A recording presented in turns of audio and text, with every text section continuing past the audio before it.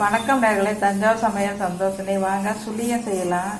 இதுக்கு மைதா, கடலைப்பருப்பு ஒரு 100 எடுத்துருக்காங்க. அதை நல்லா வேக வச்சு மிக்சியில் போட்டு அரைச்சி வச்சுக்கணும். மைதா இதுக்கு தகுந்த மாதிரி மைதா எடுத்துட்டு கரைச்சி உப்பு போட்டு கொஞ்சோண்டு சோடா போட்டு கரைச்சி வச்சுக்கணும். வெல்லம், தேங்காய். வாங்க இப்போ நம்ம சுழியம் செஞ்சிடலாம். இப்போ வெல்லத்தை போட்டுக்கலாம். கடாயில் கொஞ்சமாக தண்ணி ஊற்றிக்கலாம்.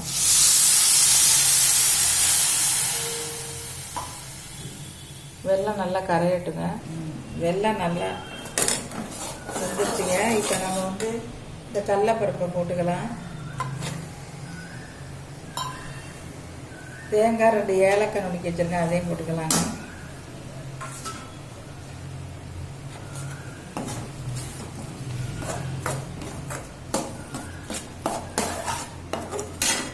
தண்ணியாக இருந்தால் கூட நல்லா கிண்டுனா கட்டி ஆயிடுங்க.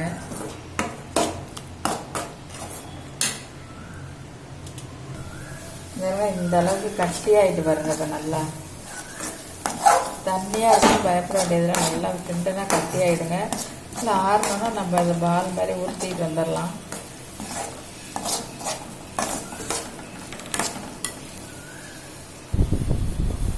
இதை உருட்டி வச்சு பாருங்கள். இப்போ பால் மாதிரி இந்த மாவில் போட்டு எடுத்துடலாம். மைதாவில் போட்டு வாங்க. எண்ணெய் காஞ்சிச்சு.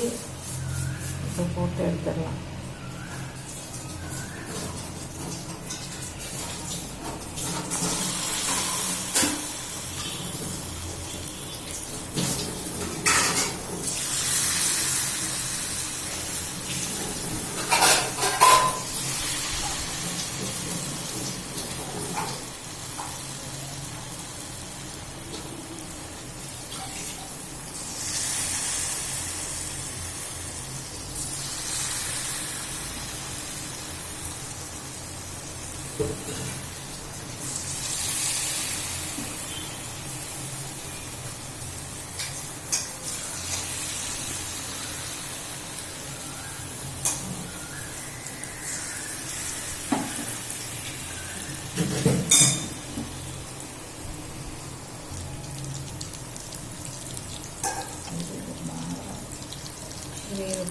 வெந்துருச்சுங்க. இப்போ நம்ம எடுத்துடலாம்.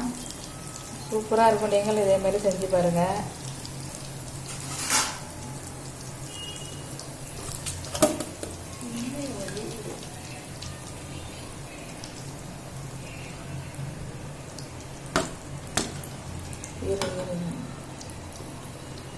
சுழியம் ரெடி ஆயிடுச்சுங்க. நீங்களும் இதேமாரி செஞ்சு பாருங்கள். இந்த வீடியோ பிடிச்சிருந்தா லைக் பண்ணுங்கள், ஷேர் பண்ணுங்கள், சப்ஸ்கிரைப் பண்ணுங்கள். வாழ்க வளமுடன்.